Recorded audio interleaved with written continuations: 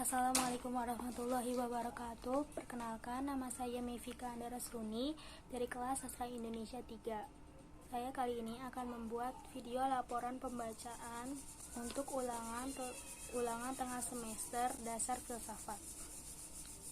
Yang pertama, dari mana filsafat berasal? Filsafat berasal dari unsur sederhana, yaitu bertanya dan menjawab. Kenapa manusia bertanya? Karena manusia memiliki rasa ingin tahu. Setiap pertanyaan mengandung hasrat yang ingin diketahui. Lantas, mengapa manusia ingin tahu? Karena manusia memikirkannya. Melalui memikirkannya, manusia terhubung dengan dunia luar. Dan mengapa manusia berpikir? Karena manusia mempunyai sistem pengetahuan di dalam otaknya. Jadi, dari kesimpulannya, dari mana filsafat berasal, yaitu dari pertanyaan dan jawaban. Ciri-ciri filsafat dalam halaman 19 itu dijelaskan. Pertama, mempunyai cara kerja reflektif atau bercermin. Asal reflektif adalah menemukan makna. Terus kedua, bertujuan fundamental atau mendasar. Yang ketiga, masuk akal spekulatif dan mengandung gejala umum. Spekulatif artinya berdasarkan intuisi, bukan benar salah, sedangkan gejala umum berhimpunan dari hal-hal yang spesifik. Terakhir, hasilnya itu konsepsional, yang didasarkan pada gagasan koherensial atau sesuai. Kedua, korespondensial atau dapat dibuktikan, dan yang terakhir adalah sistematis atau terstruktur. Jadi pada halaman 37 tentang objek filsafat. Objek filsafat adalah hal-hal yang menjadi sumber pembicaraan dalam pokok soal filsafat. Objek filsafat ini meliputi segala sesuatu. Nah, meliputi segala sesuatu itu dibagi atas 3 gagasan. Yang pertama ada jiwa atau mundu atau biasa kita sebut sebagai psikologis.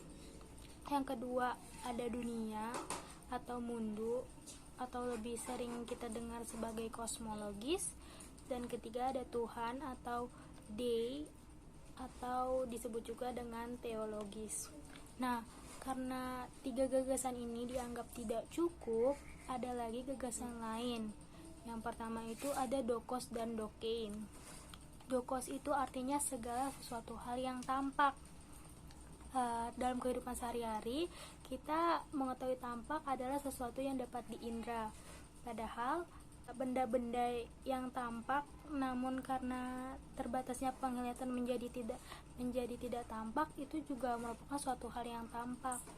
Jadi ada 2 cara untuk menempuh apa-apa yang tampak. Pertama, dokeimoi, tampak bagi saya. Yang kedua, dokein, sesuatu yang tampak tanpa kehadiran saya. Tentang damati atau ens corporalis. Filsafat di sini mencoba mengidentifikasikan benda-benda dalam satu konsep tunggal, di mana menggali makna-makna yang terdapat pada benda mati sehingga ditemukannya nilai-nilai. Yang kedua, ada yang tumbuh atau ens vegetatum. Pertumbuhan dipengaruhi oleh sisi luar outside dan dalam inside.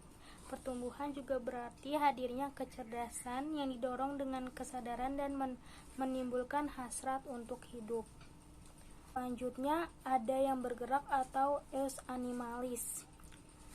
Gerakan ini didorong oleh metabolisme, pencarian energi, reproduksi, dan upaya untuk bertahan hidup.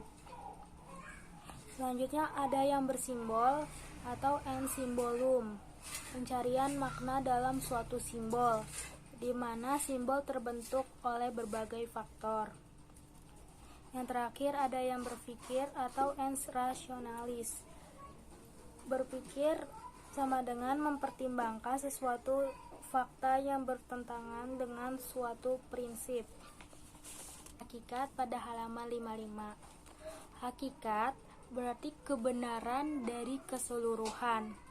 Hakikat berasal dari bahasa Arab al-haq, yaitu yang berarti kebenaran. Hakikat ini adalah tujuan dari filsafat. Jadi hakikat itu bukan masalah yang diperdebatkan nih. Jadi tujuan daripada filsafat itu ya hakikat itu sendiri. Cara mencari hakikat itu bisa dengan eliminasi, komparasi, dan strukturasi. Eliminasi itu penghilangan unsur-unsur yang ada dalam kenyataan. Komparasi itu perbandingan untuk mendapatkan keseragaman pada keberagaman. Strukturasi pencarian hubungan antar unsur. Nah, jika kita tidak dalam kenyataan tidak bisa tidak bisa mendapatkan jawaban dari strukturasi ini, kita bisa mencoba cara yang pertama, yaitu eliminasi. Kalau nggak ada juga, berarti artinya kenyataan itu tidak memiliki struktur, atau strukturnya itu sama dengan tidak ada struktur.